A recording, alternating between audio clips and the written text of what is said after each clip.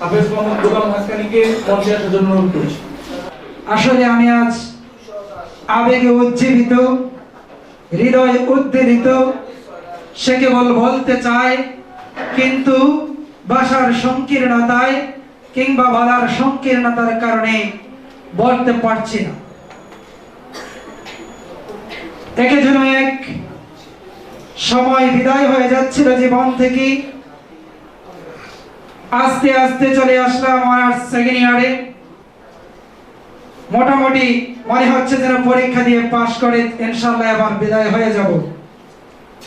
গেলাম পরীক্ষার হলে, দিলাম পরীক্ষা, অনেকদিন অপেক্ষায় রেজাল্ট আসলো ফেল। হঠাৎ করে যেন আসমান থেকে ঝরে পড়লাম, কারণ জীবনে কোনোদিন ফেল হয়নি।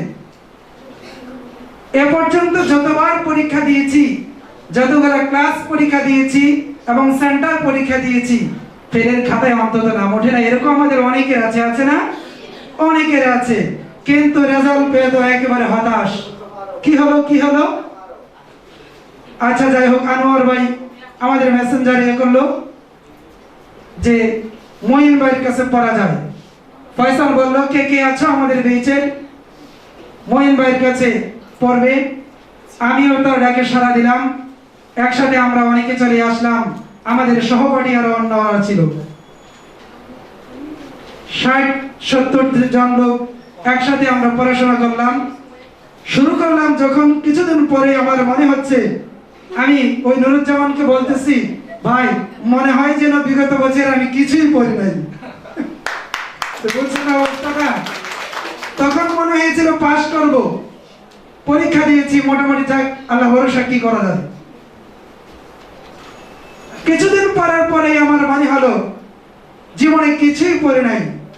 ভাইয়ার খুব ভালোবাসা, আন্তরিকতা এমন ভাবে আমাকে দিয়েছে, আমাদেরকে দিয়েছে। আমরা প্রত্যেকের স্থান থেকে একথা ভাইয়ার প্রতি সবাই বলবো, যারা এখানে আসে। আমার মনে হয় না আমার একটা লোক আছে বলতে পারবে জীবনে আর ওনার মতো তুলনা দেওয়ার একটা টিচার পেয়েছি পাই নাই। ভাইয়া এক অতুলনীয়, ভাইয়া এক অনুসরণীয়, ঠিক না বেটি? বিদায় তো ভাই, বিদায় তো একটা আনুষ্ঠানিকতা মাত্র শেষ করছি, আনুষ্ঠানিকতার বিদায় দিচ্ছি, কিন্তু হৃদয় থেকে কেউ বিদায় দিচ্ছি? কেউ হৃদয় থেকে বিদায় দিচ্ছি না।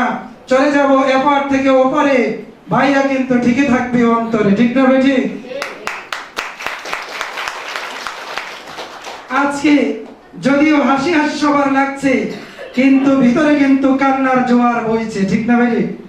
একটু আগে দেখলেন না, আমাদের সবাইকে একদম স্থবির করে দিল।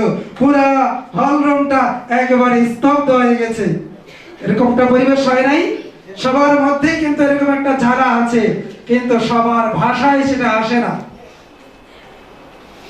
আজকে আমার মধ্যেও এরকম একটা জ্বালা আছে, কিন্তু সেটা আমি পারি না আনতে। আমি যখন আপনার হেফজ শেষ করলাম, আমরা 10 জন একসাথে বিদায় নিলাম। বিদায়ের সময় আমাদের হুজুর বলতেছে, একজন হুজুর আরেকজনকে বলতেছে, হুজুর আগে দেখছি বিদায়ের সময় ছেলেরা কাঁদতে কাঁদতে একেবারে শেষ, কথা বলবো কি শুধু কাঁদতে। আমি বললাম, হুজুর এতদিন পর্যন্ত আপনাদের সাথে ছিলাম, আজকে বিদায়ের মুহূর্তে আজকে কেঁদে যাবো, কথা হলো এটা? আপনার বুঝেন না?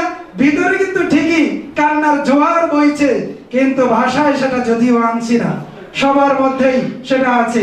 আজকে আমার এমন একটা অনুভূতি জেগেছে, এমন একটা আত্মবিশ্বাস আমার মধ্যে জেগেছে, যে বিগত বছরে জেগেছিল যে কিছুই পড়ি নাই প্রথম দিকে, আর এখন এই 4 মাস পড়ার পরে এখন আমার ধারণা হয়েছে ইনশাআল্লাহ এই বছর ভাইয়ার টেকনিক গুলো ধরে রাখতে পারলে ইনশাআল্লাহ আমরা পাস করব। বলেন ইনশাআল্লাহ। তো ভাইয়া শেষ পর্যন্ত এই আনুষ্ঠানিকতার বিদায় জানাচ্ছি, হৃদয় থেকে কিন্তু বিদায় দিচ্ছি না, হৃদয় থেকে কখনো বিদায় হবেন না। একথা আপনার আমাদের বড় ভাই হিসেবে, একটা আদর্শ বড় ভাই, আবার একটা টিচার হিসেবে, শ্রেষ্ঠ একটা টিচার, একটা পরামর্শদাতা হিসেবে আপনি শ্রেষ্ঠ একজন পরামর্শক। আশা করি আমাদের পাশে থাকবেন যেভাবে ছিলেন।